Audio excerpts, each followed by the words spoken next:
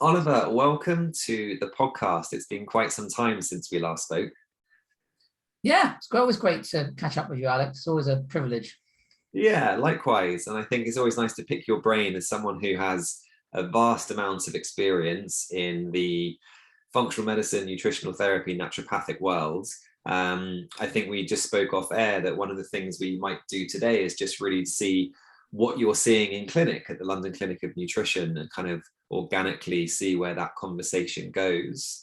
So, obviously, having had an episode with you before, our listeners are going to be familiar with a little bit about you, the London Clinic of Nutrition.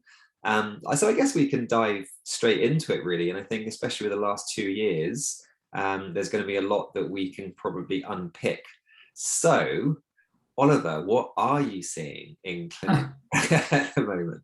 So yeah, we're seeing all sorts of stuff in clinic. I mean, we're a team of 15 clinicians, so we have different specialties within different areas, whether that's cancer or gut stuff or whatever that might be.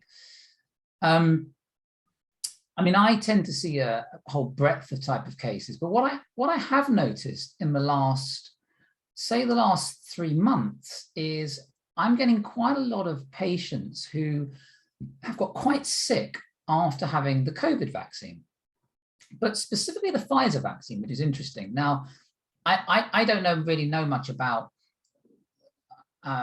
Personally, I'm vaccinated. I'm not vaccinated, but so I don't really have any knowledge of what the main vaccines were in the UK. But was the Pfizer one the predominant one, Alex? Oh, I'm not sure. I don't know, but I'm guessing it's one of the main ones in the UK. So it seems for some reason that it all seems to be all from the Pfizer vaccine. And those patients have been really quite sick, and those are patients who were not sick previously. Sometimes you can get people who had, like, say, chronic fatigue, and they've got better, or they were doing quite well, and then they had a vaccine, or something happens in their life, and then that tips them over the edge again. But in these particular cases, there was no sort of history there. What's interesting, I think, with these patients is that it still goes back to the whole complex illness paradigm, which I think we've talked about before, which is, it's like that people often give in functional medicine that bathtub sort of picture, don't they, where you've got the drain, and then that's the detoxification and the water flowing in, that's all the junk, and all the crap that's flowing in, the toxins and all the rest of it. And, often the functional medicine sort of model is about, putting something in, taking something out, isn't it? And I think a lot of these patients, like I've got one particular lady I can think of, and let's call her Jane, who was absolutely fine before the COVID vaccine, but historically grew up in Germany and was bitten by ticks a lot when she was a child. And I think it's always that thing where the body is dealing with everything quite nicely, like the heavy metals and the pathogens and the bugs and the toxins. But then something happens. It's like the straw that breaks the camel's back. This particular lady had the COVID vaccine, and now everything becomes a problem. Interestingly, I know this will be quite an interest one for you. She has the highest mycotoxin readings of any patient I've ever come across. Wow. So her myclothenic acid was something like 14,000 on the Great Plains Laboratory test. God. On the real-time labs test, her ochratoxin was at something like 12 or 13. Wow. On real time. And then all of the other ones, like zearalenone, they were all like the highest I've ever seen. So it's definitely collectively the highest level of mycotoxins I've ever seen on a patient. So question is, how much of that is a problem for her? How much is the Lyme is an issue for her, and all the other stuff. So I just think a lot of these patients, they just get overwhelmed, and there's a triggering point, normally a stressful trigger or an environmental trigger, as is the functional medicine paradigm, I guess. And then all those things that they were happily dealing with before, then become a problem. There's that loss, other ways of describing it are loss of immune tolerance, and too much allostatic load, or whatever way you want to describe it. Yeah. So we're seeing quite a bit of that at the moment, and it's interesting because different patients are presenting differently. But the trigger has been the Pfizer vaccine. And interestingly, I mean, we've seen quite a lot of long COVID patients as well. The good news is that the treatment approach for long COVID or vaccine damage is effectively the same type of approach generally. And more often than not, you may have seen in the literature that now what we're seeing is that the mitochondria have been damaged, whether that's long COVID or from the vaccine, let's say. And some of if you look at the doctors group in America, I think they're called the FLCCC. Do you know those guys? The Frontline Critical Care COVID-19 Task Force, I think it is, something like that. It's a group of doctors in the States. So they've been bringing out protocols to help with this sort of thing. Have you come across them? Is Dr. Gallen's part of that? Do you know? I don't know. I've heard of if it's not, I've heard of a similar thing in the States. Yeah, it's quite a good organization. And I think Dr. Gallen's might be, actually, now thinking about it, may well be.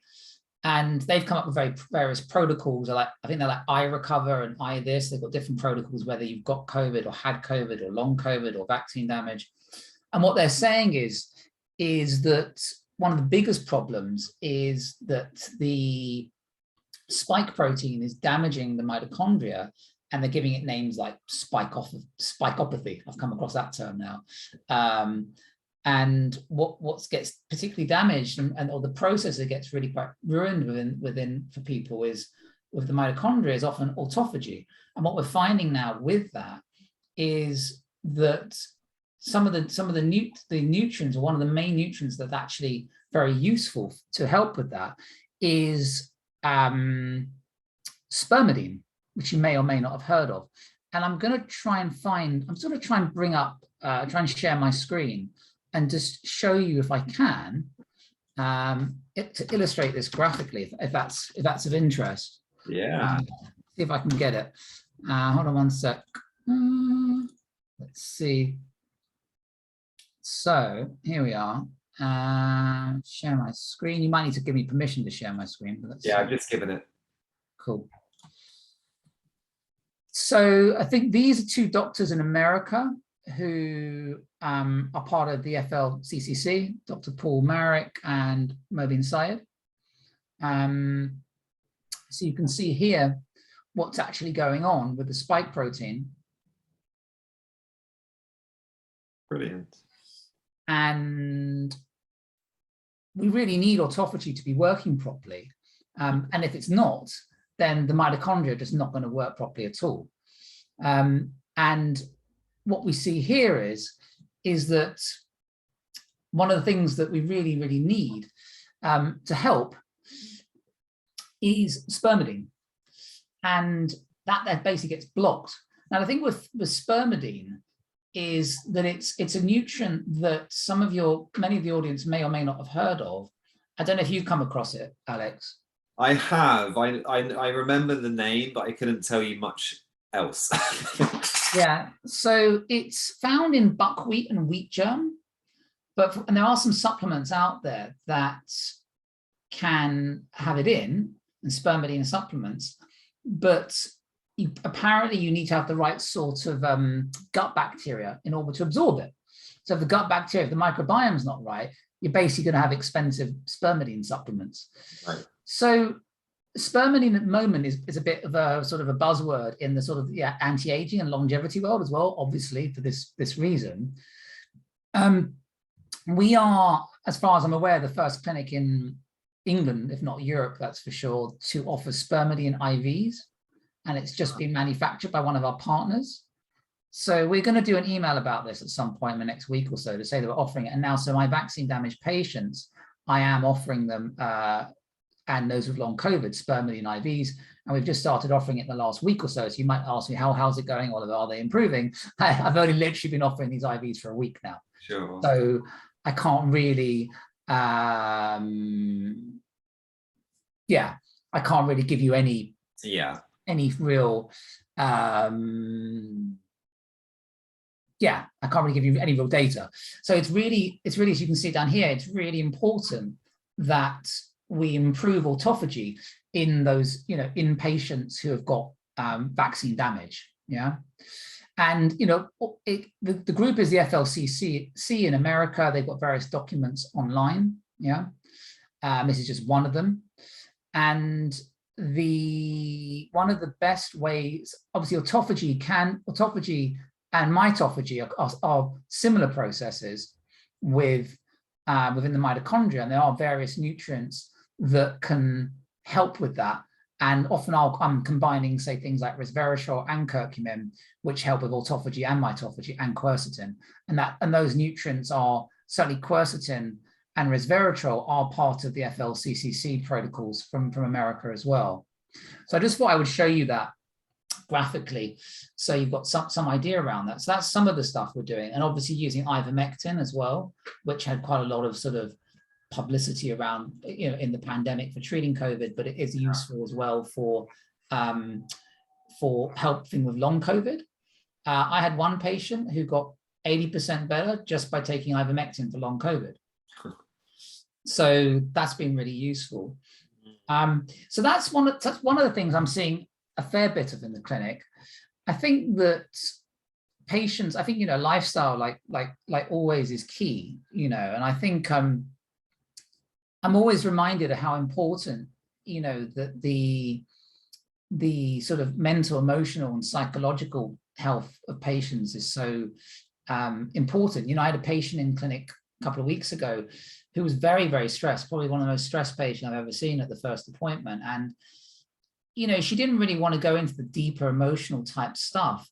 And I said to her, look, you're really stressed, I said to her, and, you really need to do A, B, and C. And she said, oh, no, I just want to take the supplements and take the herbs and whatever. But obviously the reason why she wanted to do that, because that's much easier.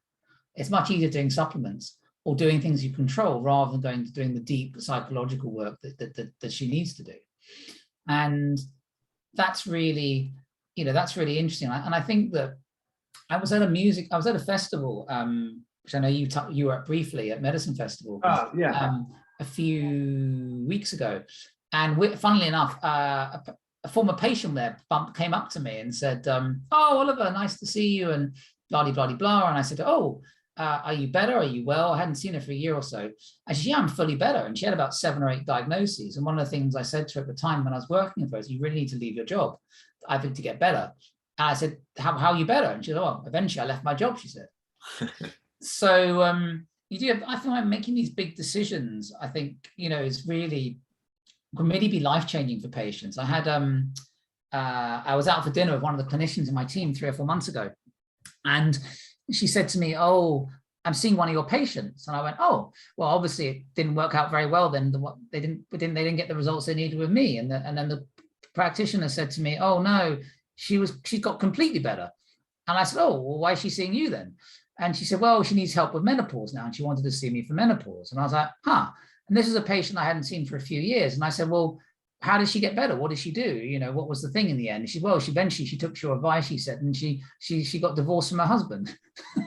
So I think, okay, these are extreme examples, but I think that making those much, bigger decisions and the lifestyle stuff and trying to get rid of the things that aren't serving your life, even if it has to be a husband or a relationship, I find in my practice are the things that really often make the biggest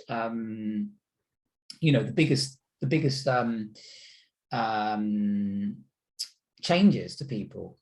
And I think that, there's a question on our intake forms. And I think when we were doing the IFM training, they're always telling you this. There's a question on our intake forms that says, why do you think you're unwell?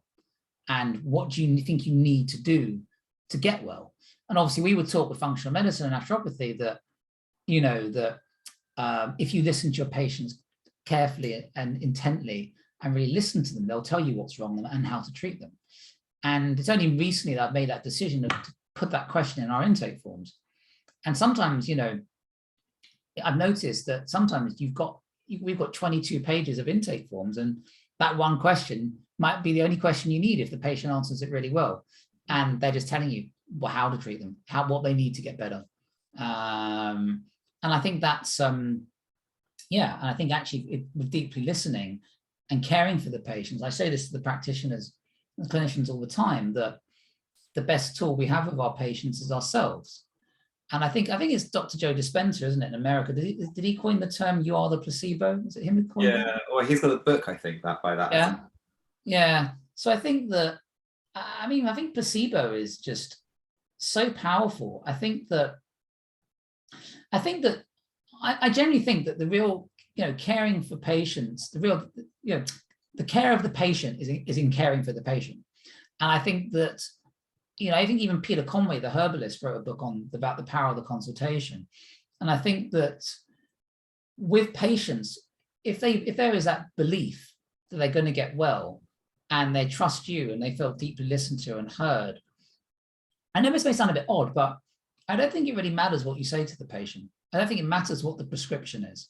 Obviously, I'm a herbalist and I give patients herbs all the time, but I think, I could be treating a patient, I don't know, for Lyme disease and give them the traditional Lyme herbs. But if they think they're going to get better and I give them herbs for hormone balance, I think they still get better. Do you see what I'm saying? Yeah. I genuinely believe that. And also, there's tons of evidence out there. You look at, conventional medicine is always trying to minimize placebo in trials, and you look at some of the famous placebo trials, like the one with arthroscopy, where they took the group of people and they did arthroscopy, knee surgery, and they did the sham surgery on the other group. And it was the sham surgery group that had better results than the people that actually had the knee surgery. The other two that spring to mind are the one with the sham acupuncture one. So people who pretended to have acupuncture had better results than the group that had the real acupuncture.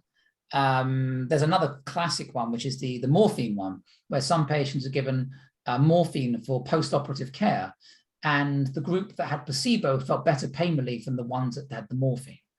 So, I mean, there's hundreds of these studies, So I think that placebo we should be, celebrating it and lauding it rather than avoiding it.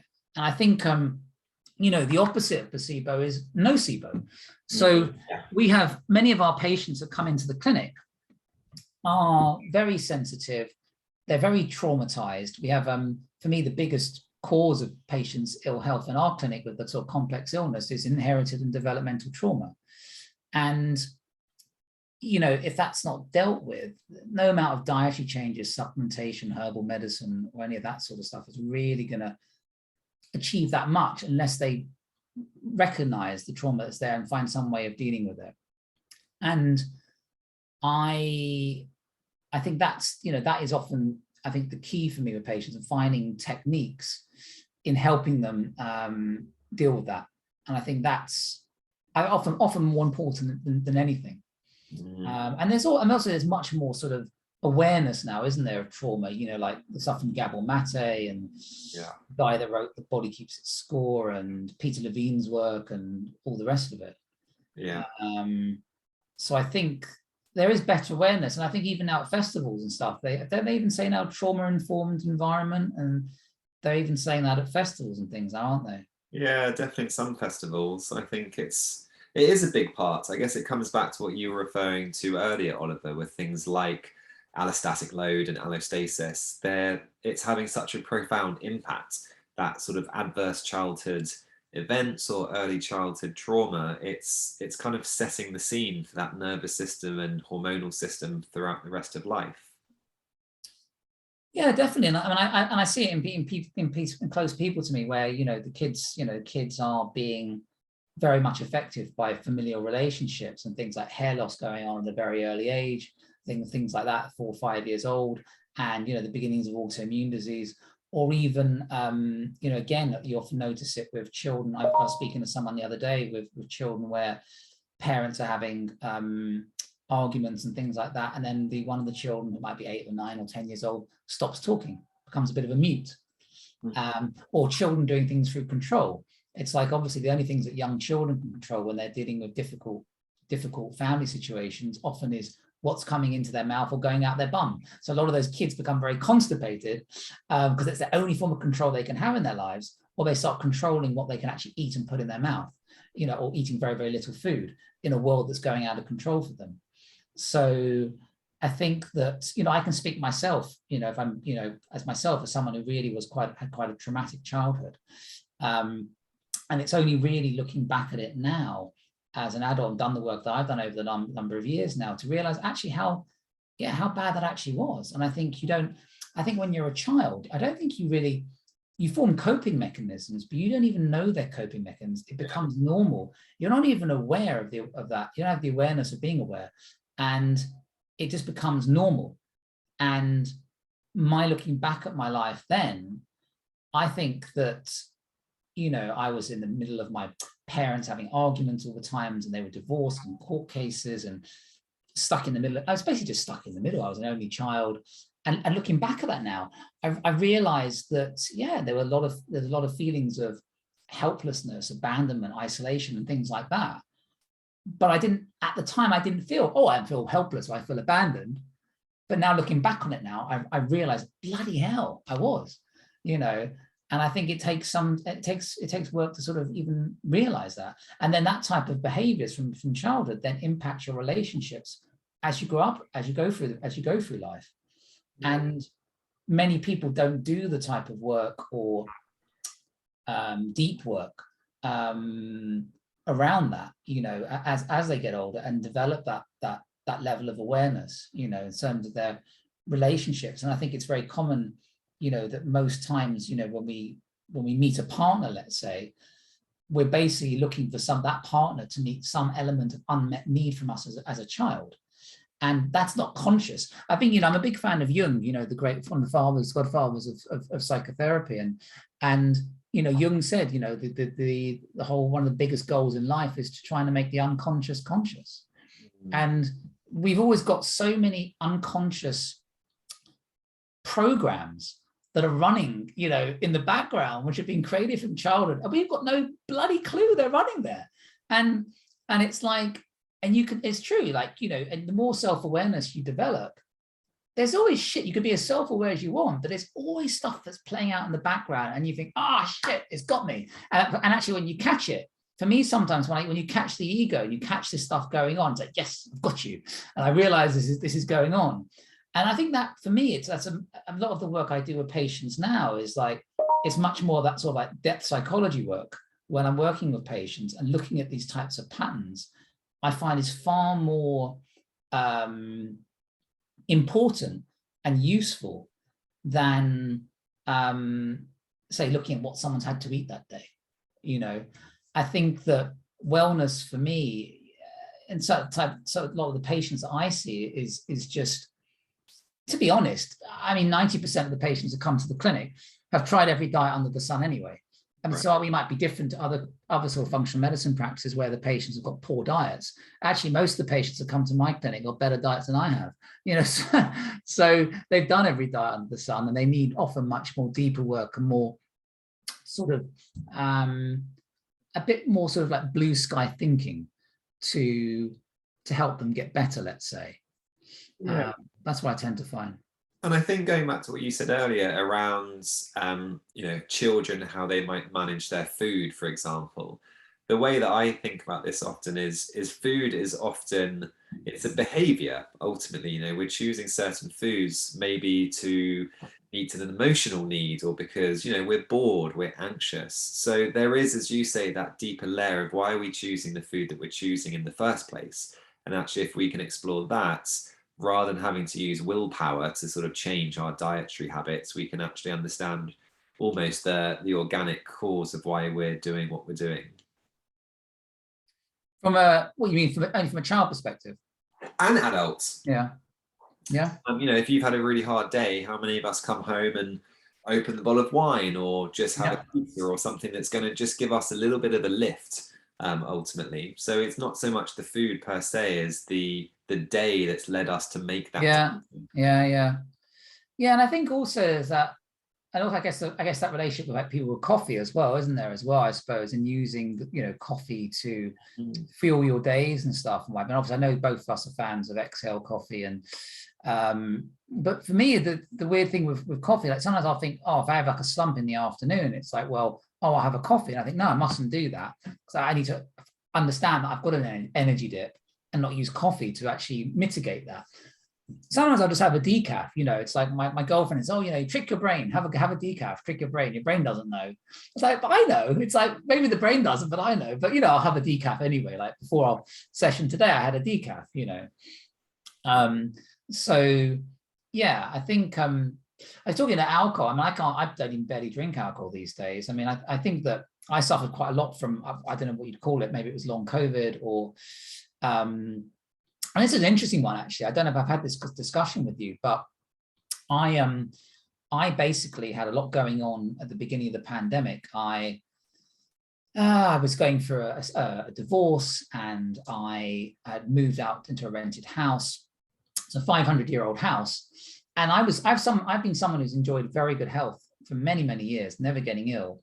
And COVID came along, and I always suspected there was a problem with this house. And turned out when I had a mold survey, it was like the mold, one of the most highest levels they've ever seen when they've surveyed the house. And I ended up with COVID. And I think it was going back to those like long COVID patients I was talking about in clinic. I was like one of my patients. I had the perfect storm. I had stress, allostatic load. I had moved into one of the moldiest houses they've ever measured. And I had COVID. And then basically that then set me off on this sort of trajectory with, I don't know what you call it, mold toxicity, long COVID, whatever it was. And I was quite unwell. I was really unwell last year, really unwell.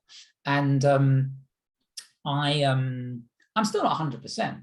And my mitochondria have been damaged by COVID as well, having done mitochondrial testing on myself. So, but what's really interesting is I didn't really do any of the binder protocols that you might normally do for mold toxicity. I didn't really do that much, really. I did a lot of mind-body work, and I did a lot of sort of deeper work, I suppose, various retreats and what have you. I did eventually get out of the house and I moved somewhere else, but I didn't really do any major protocols from a dietary or supplementary or herbal perspective, really. Well, in the midst of COVID, when I actually had COVID twice, I was guzzling loads of different things. Not sure it made much difference, but now I think that, but now looking back on it, it's interesting that a conventional practitioner dealing with mold or someone like Neil Nathan would say, well, you've got to take all these binders or whatever, but I didn't do that. And interestingly, I had a patient beginning of this year, end of last year, quite bad mold toxicity. It was quite obvious he was a moldy patient, and he did the DNRS program from America, the dynamic renewal retraining system, the one works on the limbic system. And I gave him a protocol for certain supplements and binders and things like that. And then I had a call with him 3-4 months later, and he said, I'm better. And he was really unwell. I said, great, it's all working for you. How's the supplements and blah, blah, blah, blah. And he's like, no, I haven't done anything. I've just done the DNRS. It's all I've done. Wow. I'm better. So it's like, I think there's sort of this one size fits all approach that you have to do this or you have to do that when you're not well with something. It's just finding the key. I had another patient last year who, again, had various diagnoses. She'd been in therapy for 10 or 15 years as well. And I said to her, I talked to her about trauma-informed therapy. And I said, are you aware of any of this stuff? And I gave her some herbal medicine to take. And I recommended her 3 books. And they were basically the Peter Levine book, The Body Keeps Its Score, and a Gabor Mate book. So 3 books. And normally, what it's like with patients a lot of the time, they don't even read the books you recommend them. They might read 1, let alone 3. So hadn't seen her for 6 to 9 months. She came back in, she hadn't reordered her herbs. And I was like, oh no, here we go again. I thought one of these patients doesn't done anything. And she came in, I said, oh, I'm better. I said, how can you be better? I said, you haven't even reordered the herbs. I said to her, and she said to me, oh, I read the 3 books you gave me. And a light bulb moment went off for me. She says, I'm completely better. Wow. And I was just like, why wasn't your therapist talking to you about the themes in these books? And I said, bloody hell, and a lot of therapists just don't do that. There's more doing it these days, but it's fascinating. So that might be my first patient getting well from book reading. So my point is, I think there's, there are no protocols, I think, is what I'm getting at. And I think it's, the question is, going back to the placebo thing, had I not given her the books and just given her the herbs, and she still trusted in my advice, would she have got better about the books and just the herbs? I don't know. Hindsight's a lovely thing. But we touched on nocebo earlier, and I had you know, a lot of the patients that come to the clinic are so sensitive and so traumatized that they can't take any supplements or any herbs or anything because they get well, in their mind, it's a reaction. And most of our patients, I think, within that sort of trauma spectrum are stuck in the freeze state. So people often talk about, you know, fight or flight, but obviously there's the freeze element that doesn't get as much publicity. But I think to me, that's, well, it's the only one I see. So the only one I see with patients, they're in the freeze state, and it's just not safe for them.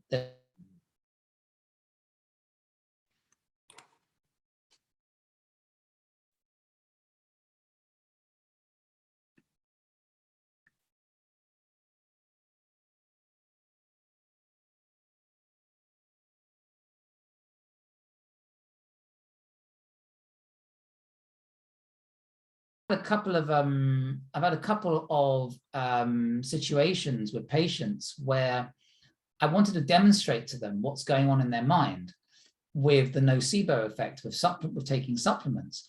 So I've said to them, right, I'm going to send you a remedy in the post, and I'd like you to try it. And what I do is I send them a vial of filtered water, and I tell them it's a homeopathic remedy. And then they email me a few days later and say, I've had the most horrendous reaction to that homeopathic remedy you sent me. I only told them to take one drop. And then I say to the patient, oh, you do realize you've just taken one drop of filtered water from my home tap. And they're like, wow. And then the light bulb moment goes off, and it's like, bloody hell, it's up here, you know, it's the nocebo effect, you know. And I think things like DNRS or the Gupta program or Stephen Porges' type stuff with sound or whatever technique you want to use, or TRE or constellation work, family constellations, I'm a big fan of. I think that is a great way of getting patients out of that sort of freeze state and helping them to feel more safe to take supplements or do any of that. Yeah, absolutely. And that takes us back, as you say, to DNRS and the amygdala and that limbic system, ultimately, that if it's hyperactive, then ultimately we're just hypervigilant in our environment. And that might manifest as all sorts of different things, whether it's related to food, supplements, relationships, noises, etc. But I think it's really interesting what you've shared there. And I would add to that things like breath work. So I think somatic body work is another great way of helping with some of this stuff. Can you give me an example of, well, I mean, for me, the thing that's always worked for me has been 5 rhythms or movement medicine. So for me, that's my somatic body work, but that I do. I'm a dancer.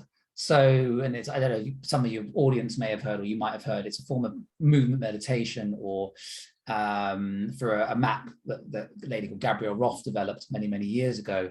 And it's really served me very well. And some of my patients do it as well. But when you say somatic bodywork, what does that mean to you? I mean, it can be all sorts of different things, dance absolutely being one of them. I mean, even different forms of touch. It can be massage, physio, or more kind of chiro, osteo related. It can be breath work. You know, I had quite a profound experience, and not a significant one, but it was just with shaking. You know, that's great. Yeah. No real structure, but you're literally shaking your hands, your elbows, your shoulders, you're shaking yourself out. And sometimes even 3 minutes of that is enough to completely shift how you're feeling. Yeah. No, it can be really powerful. One of the things that I like as well, I mean, I don't know whether you'd call this whether this class is a somatic, but I like singing, like group singing. I find group singing really, I mean, it's worked for me. I'm not saying it works necessarily for other people, but it's been a godsend for me doing group singing, whether that's in traditional like forms of the Hindu perspective, like kirtan, or it could be choir, or, you know, or yeah, if you see what I'm saying. Yeah, definitely. It's all vibration and energy ultimately, isn't it? Which is then impacting us. Yeah, I think it's about getting into the heart space. For me, I think a lot of it's like getting out of the head and into the heart space. I am doing a talk for the Association of Naturopathic Practitioners in next weekend, and it's interesting. It's on the topic of preventative medicine, and my talk is on mindfulness, self-compassion, spirituality, and a lot of my talk is going to be about getting into the heart space, getting back to a place of love, you know, and I think that's ultimately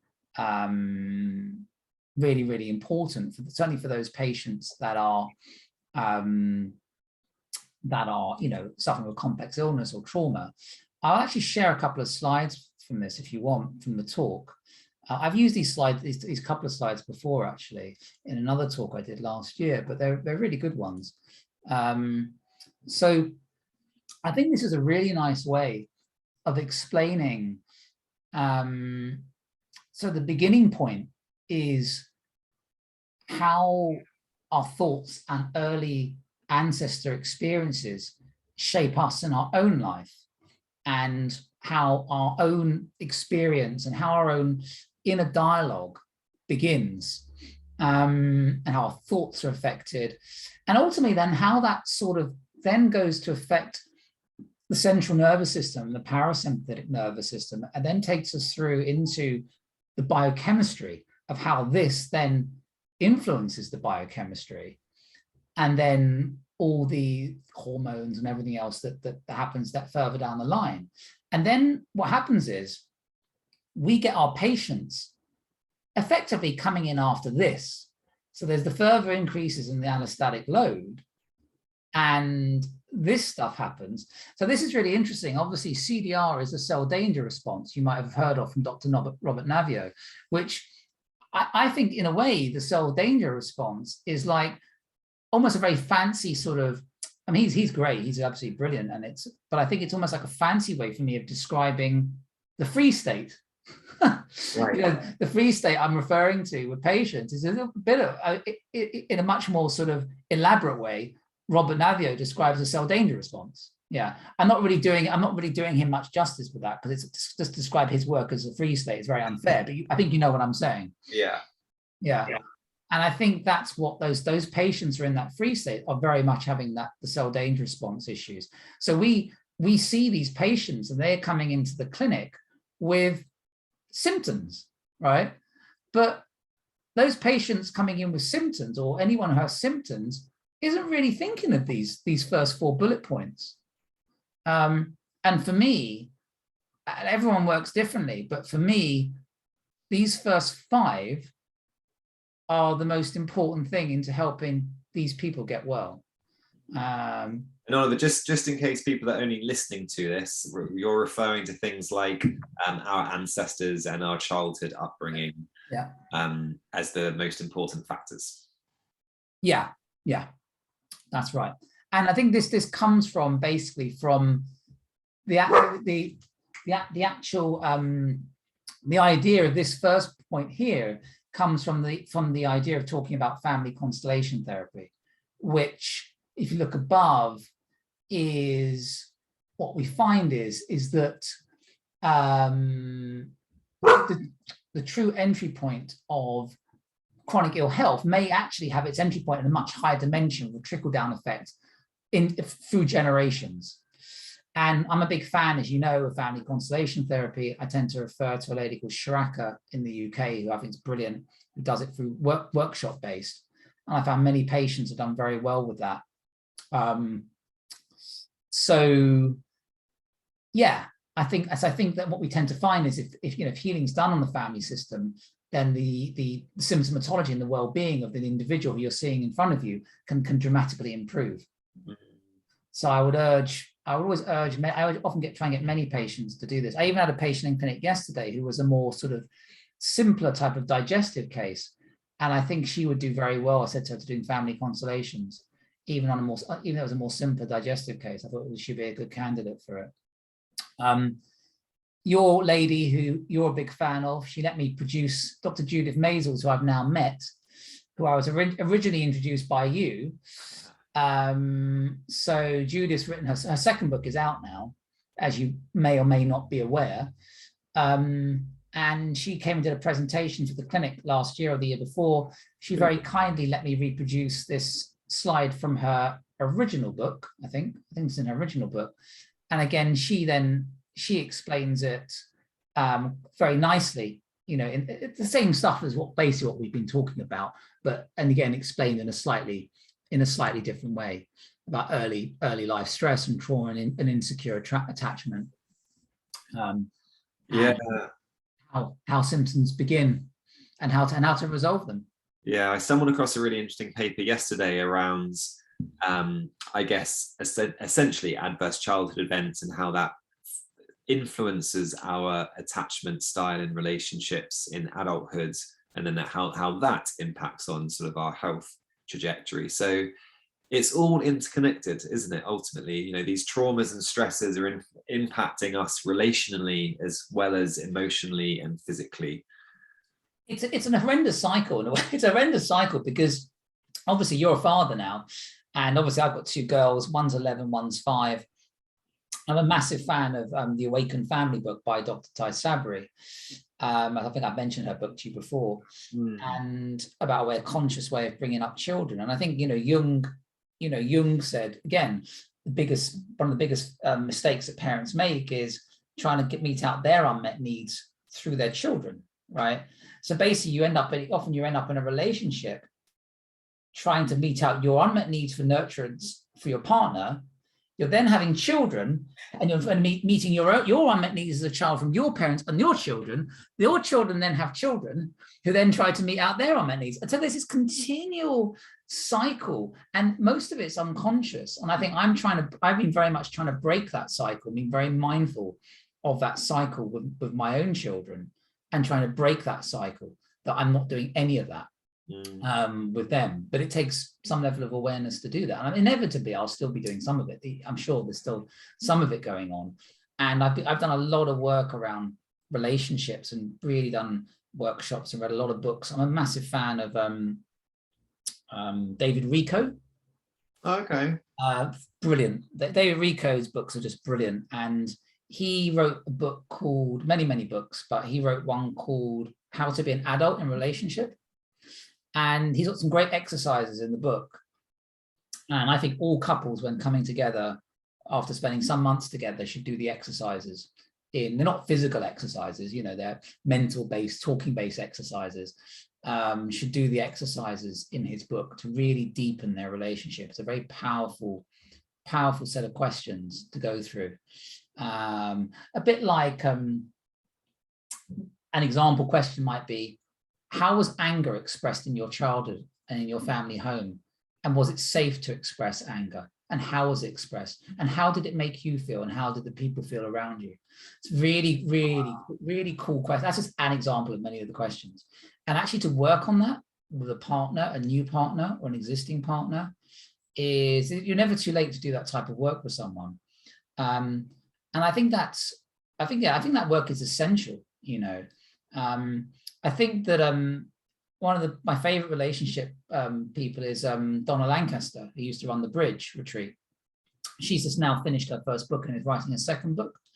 I've got her book. I haven't actually started reading it, a bit like that bookshelf in the far corner over there, which has got about 50 books on. I still haven't read yet, but I have a special bookshelf of books I haven't read. It's got about 50 books on it. But Donna Lancaster's book is, about relationships and being more whole.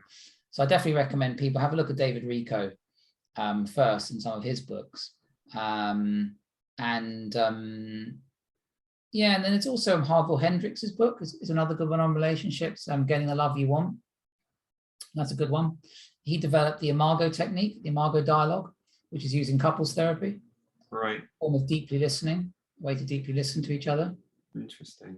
I don't know if you read that book on listening. Do you remember that one that came out a year or two ago? Was it called You're Not Listening? That was a cool book. Oh, I don't think I have. That's really cool. That's a cool book. I think it takes a lot of practice listening. I think most people don't listen. And I think that over the years, I've become a better listener. I definitely am a much better listener now than I was, I don't know about you, say 3 years ago. Right. But I've done a lot of work around that, you know, and I've done a course in something called nonviolent communication. You might have heard of. Yeah. I've done the way of counsel, which is really interesting. You know, the way of counsel. I think I've heard of that. Yeah, it's an old technique about circling and running circles and groups and listening. It's basically talking and listening through the heart, basically, and listening for the heart space. So I think that's a really good skill. I think people develop, and especially practitioners as well.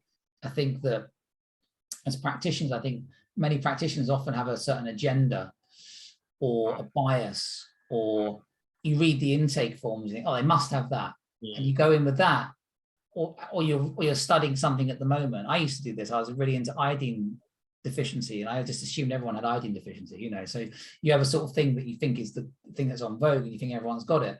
So I think if you can go into consults with patients with a really blank mind, read the intake forms, have a hunch, but then, you know, actually, you know, really sort of deeply listen and actually see what is it in front of you that's trying to get out and escape and be told, what story is trying to be told. Would you say, Oliver, that with everything you've said there, and thinking to some of the clients that you see in clinic, whereby there's significant nervous system dysregulation, for example, that it makes it harder to do some of the other work that you've been mentioning, especially with kind of relationships? Because I guess I'm getting at there is, if you don't feel safe, then, you know, vocalizing your needs and having some of those deep, sometimes very challenging conversations with your nearest and dearest is going to be even harder for some of these sorts of individuals. Would you see any truth to that? Yeah, definitely. It depends on the patient. Obviously, I see we see a broad range of people. Yeah. Obviously, not everyone is in that. A lot of my patients are in that free state, but yeah, I would say maybe 30 or 40% of the clinic's patients might be in that.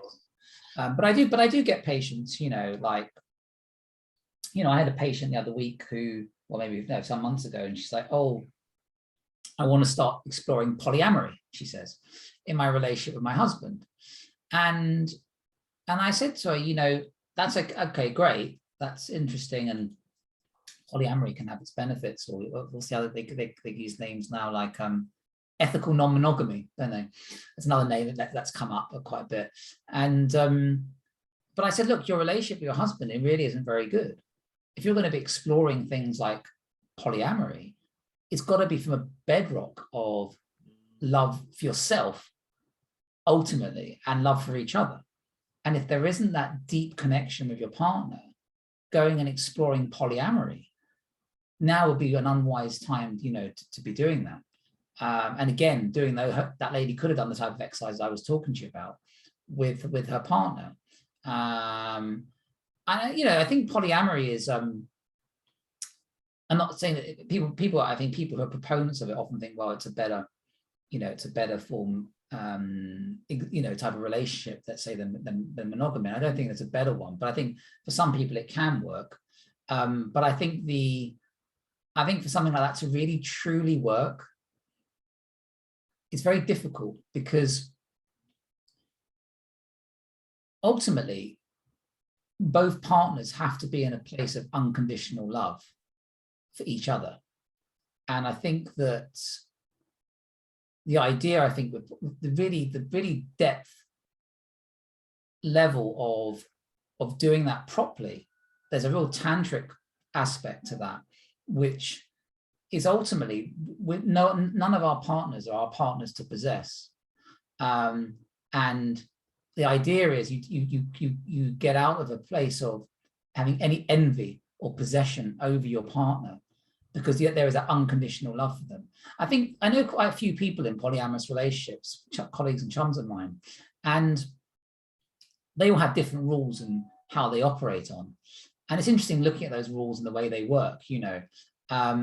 But I think long term, I'm sure there's lots of people out there do it, but I think it's a very difficult place to do it from, until you really dissolve a lot of ego. And I think actually it's a process, and it's actually a process for dissolving ego and really getting to a place of just total unconditional love for your partner, and whatever they do or don't do, it isn't yours to control or covet. But I think that's a very difficult place to get to. I'm not quite sure how we got onto that, but our conversations are always quite broad, which is nice, you know. Yeah, it is nice. We've covered quite a lot today, ranging from long COVID and vaccine damage through to intimate relationships and books to read. Yeah. Is there anything, I'm mindful of time, Oliver, is there anything that you would like to sort of conclude with? I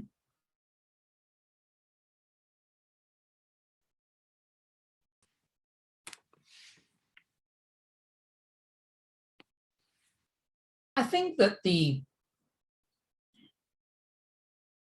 best thing, the best thing I can conclude with, I think the most powerful tool we have, I think the way the world is, the most powerful tool we have basically is love.